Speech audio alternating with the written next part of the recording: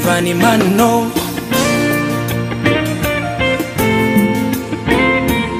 Pastor P, respect man.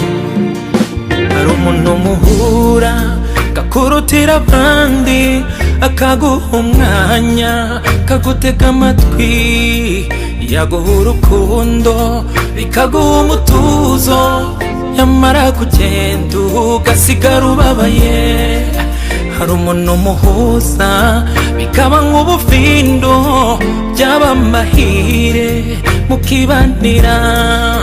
Hari uwo mubana kakubera imfura, wajya gusaza kagusubiza ibusore.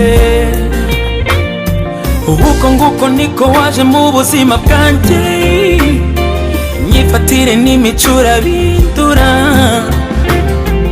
wahaye agaciro amarangamutima yanjye, ntibibarika ibyo nkukundira. Wose ukongeje urukundo maze nshira inyota, ibyo ndabigukundira. Wameneye ibanga wari warahisha abandi, ibyo ndabigukundira. Iyi mpeta yamye urukundo, ibyo ndabigukundira.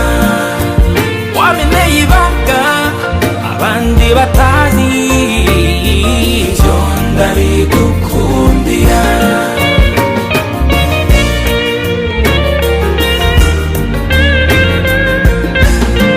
Ntiduhuza imigambi gusa duhuza uko imitima itera, uwanjye mu wawe tera nikirize.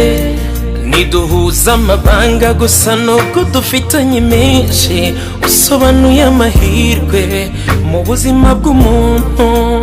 Umunsi umwe naricaye, fata icyemezo njya gushaka urubavu nabuze.